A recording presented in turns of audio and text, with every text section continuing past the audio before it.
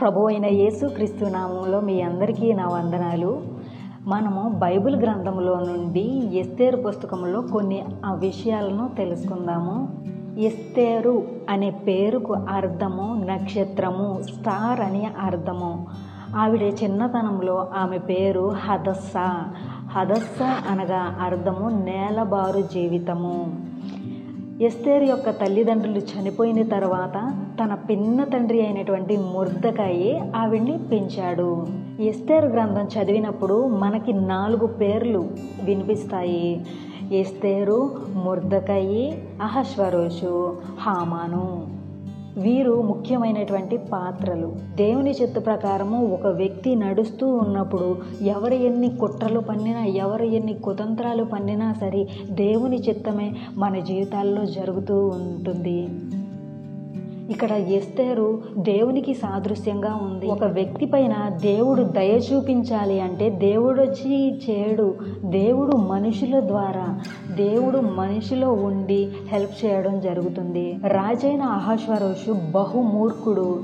అతని రాజ్యంలో తన యొక్క 177 సంస్థానాలుగా అధిపతిగా ఉన్నాడు. తన యొక్క గొప్పతనాన్ని, తన యొక్క ఐశ్వర్యాన్ని, తన యొక్క ఘనతను, తన యొక్క పేరు ప్రఖ్యాతులను అందరూ తెలుసుకోవాలని 6 నెలల పాటు ఒక గొప్ప విందును ఏర్పాటు చేశాడు. అధికంగా తినటం, తాగటం, తన చుట్టూ ఉన్నటువంటి ప్రజలు, అధికారులు, మంత్రులు అందరూ తెలుసుకోవాలని వారికి ఒక విందును, గొప్ప విందును ఏర్పాటు చేశాడు. 6 నెలల పాటు జరిగినటువంటి ఈ పండుగలో తాను చాలా మత్తుగా తాగి ఆనందంతో ఉన్న సమయంలో తనకు ఒక ఆలోచన వచ్చింది. తన భార్యని, వస్తీ అయినటువంటి తన భార్య యొక్క అందాన్ని ప్రజలందరూ చూడాలి అని తన్ని ఆహ్వానించాడు. వస్తీ కూడా స్త్రీలకు విందును ఏర్పాటు చేసింది. అహష్వేరోషు మహారాజు పిలిచినప్పుడు వస్తీ అయిన రాణి రావటానికి నిరాకరించింది. అది రాజు గొప్ప పరాభవంగా భావించాడు. ఇది అహష్వేరోషు మహారాజు గొప్ప పరాభవంగా భావించి వస్తీని తొలగించి తనకు నచ్చిన, తాను మెచ్చిన ఒక అందమైన అమ్మాయిని వివాహం చేసుకోవడానికి ఒక బ్యూటీ కాంపిటీషన్ అనేది ఏర్పాటు చేయడం జరిగింది. ఎస్తేరును పెంచిన మొర్దెకై ఈ బ్యూటీ కాంపిటీషన్లో తనను కూడా తీసుకువెళ్ళడం జరిగింది. ఆవిడ చాలా సౌందర్యవతి. తన మాట తీరు కానీ, ప్రవర్తన కానీ చాలా ఎదుటి వారిని ఇట్టే ఆకట్టుకునే వ్యక్తిత్వం కలిగినది ఎస్తేరు. రాజుకి ఎస్తేరును చూస్తే దయ పుట్టింది. మనము మన లేఖన గ్రంథాలలో నుండి ఎస్తేరు గ్రంథము 2వ అధ్యాయము 15వ వచనంలో తెలుసుకుందాము. మొర్దెకై తన కుమార్తెగా స్వీకరించుకొనిన తన పిన్న తండ్రి అయిన అబీగయేలు కుమార్తెయగు ఎస్తేరు రాజునొద్దకు వెళ్ళుటకు వంతు వచ్చినప్పుడు స్త్రీలను కాయు రాజు యొక్క షండుడైన హేగేయి నిర్ణయించిన అలంకారముగాక మరే అలంకారమును కోరలేదు. ఎస్తేరును చూచిన వారందరికీ ఆమె యందు దయ పుట్టెను. హల్లెలూయా. అహష్వేరోషు మహారాజు వస్తీకి బదులుగా ఎస్తేరుకి కిరీటం పెట్టి తన రాణిగా, తన భార్యగా చేసుకున్నాడు. ఎస్తేరు గ్రంథము 2వ అధ్యాయము 17వ వచనంలో చూద్దాము. స్త్రీలందరికంటే రాజు ఎస్తేరును ప్రేమించెను. కన్యకలందరికంటే ఆమె తన దయాదాక్షిణ్యాలను పొందెను. అతడు రాజ్య కిరీటము ఆమె తల మీద ఉంచి ఆమెను వస్తీకి బదులుగా రాణిగా నియమించును. ఇక్కడ మనం తెలుసుకుంటున్నాం కదా, రాజు యొక్క, అహష్వేరోషు మహారాజు యొక్క దయాదాక్షిణ్యాలను ఎస్తేరు పొందింది కాబట్టి ఆ స్త్రీలందరికంటే ఎక్కువగా రాజు ఎస్తేరును ప్రేమించాడు. రాజుకు అతి దగ్గరగా ఉన్నటువంటి హామాను అనే ఒక దుర్మార్గుడు ఉన్నాడు. అతను రాజుకు దగ్గరగా ఉంటాడు.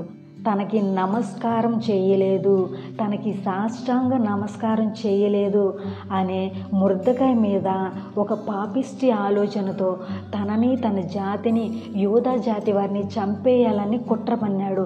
రాజు దగ్గరికి వెళ్ళి, రాజా, మన రాజ్యంలో కొంతమంది ఒక జాతి వారు మన మాట వినటం లేదు, వారిని అందరినీ హతము చేద్దాము, వారు రాజ్యానికి ఉపయోగపడట్లేదు అని ఒక శాసనం చేయించడం జరిగింది. దేవుని యొక్క ప్రణాళికలో మన జీవితం ఉన్నప్పుడు ఎవరు ఎన్ని పన్నాగాలు పన్నినా, ఎవరు ఎన్ని కుట్రలు చేసినా దేవుని చిత్తం నుండి మనల్ని ఎవరూ వేరు చేయలేరు. యూదులందరికీ వ్యతిరేకంగా చేయబడిన శాసనం గురించి మొర్దెకై ఎస్తేరుకు తెలియజేశాడు. రాజు యొక్క అనుమతి లేకుండా రాజుగారి దగ్గరికి ప్రవేశించడానికి ఆ రోజుల్లో అవకాశం లేదు. రక్షించగలిగే స్థితిలో ఉండి కూడా తను మౌనంగా ఉంటే, ఎస్తేరు రక్షించగలిగి కూడా రక్షించకపోతే తాము శిక్షను అనుభవించవలసి వస్తుంది అని హెచ్చరించాడు మొర్దెకై. 3 రోజుల పాటు యోధా ప్రజల అందరూ ఉపవాస ప్రార్థన చెయ్యాలని పిలుపునిచ్చింది ఎస్తేరు. రాజుకు వ్యతిరేకంగా, అంటే రాజు యొక్క పర్మిషన్ లేకుండా రాజు దగ్గరికి వెళితే శిక్షను అనుభవించవలసి వస్తుంది. కన్నీటి ప్రార్థన చేసి రాజు యొక్క భవనంలోనికి అడుగు పెట్టింది ఎస్తేరు. రాజుకు ఆమె యందు దయ పుట్టింది. నీకేం కావాలి, నీకు రాజ్యంలో సగభాగమైన రాసిస్తాను అని ఎస్తేరుకు అహష్వేరోషు మహారాజు తెలియజేశారు. దీనికి ప్రధానమైన కారణము యూదులందరూ కలిసి ఉపవాస ప్రార్థన చేయటము. ప్రార్థన అనేది చాలా గొప్ప మేలులు చేస్తుంది. దేవుడు మనిషిలో ఉండి సహాయం చేశాడు అనటానికి ఫర్ ఎగ్జాంపుల్, మన ఆంధ్రప్రదేశ్, తెలంగాణ ప్రాంతాల్లో వర్షాలు అధికంగా కురవటం వలన ఆ ప్రాంతాలన్నీ మునిగిపోయి వారు తినటానికి ఆహారం లేకుండా చాలా నష్టపోయారు. అలాంటి ప్రజలకు సహాయం చేయడానికి మన దేశంలో ఉన్న ప్రజలందరూ కూడా వారికి ఆర్థిక సహాయాన్ని అందించారు. పాలు, మంచినీళ్ళు, ఆహారము, వారికి కావలసిన కొన్ని సదుపాయాలను అందజేశారు అక్కడున్న ప్రజలకు.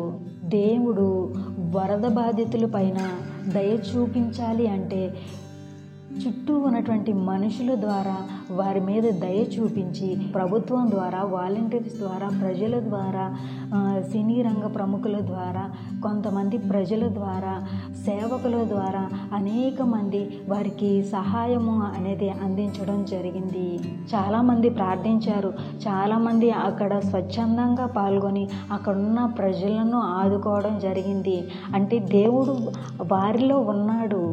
లేఖన భాగాల్లో నుండి ఎస్తేరు గ్రంథము 4వ అధ్యాయము 11వ వచనంలో మనం తెలుసుకుందాము. ఎస్తేరు 30 రోజులుగా రాజు వద్దకు వెళ్ళలేదు. రాజు ఆజ్ఞ లేకుండా వెళితే ఏం జరుగుతుందో తెలుసుకుందాము.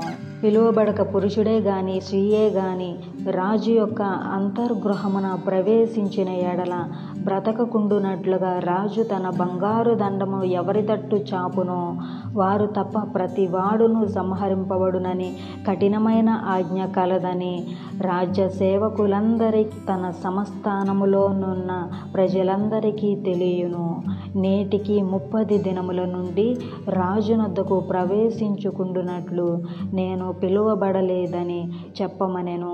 యూదులందరినీ చంపించేయాలి అని చేసినటువంటి కుట్రను గురించి, హామాను అన్యాయంగా చేసినటువంటి కుట్రల గురించి, కుతంత్రాల గురించి ఎస్తేరు అహష్వేరోషు మహారాజుకు వివరించింది.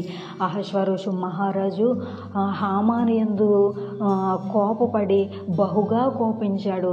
ఎవరు తీసుకున్న గోతిలో వారే పడతారు, ఎవరు ఏ విత్తనం విత్తుతారో అదే పంటను కోస్తారు అనే విధంగా మొర్దెకైకి విధించినటువంటి ఉరి శిక్షను తిరిగి ఎవరు తీసిన గోతులు వారే పడినట్లుగా హామానుకు ఉరి శిక్ష వేయడం జరిగింది. బైబిల్ గ్రంథంలో ఇద్దరు స్త్రీల యొక్క పేర్లు అనేది లేఖన గ్రంథాల్లో ఉన్నది. ఒకటి ఎస్తేరు, 2 రూతు. యేసు ప్రభు వారి పేరు గురించి, యేసు ప్రభు వారి ప్రస్తావన కనపడలేదు.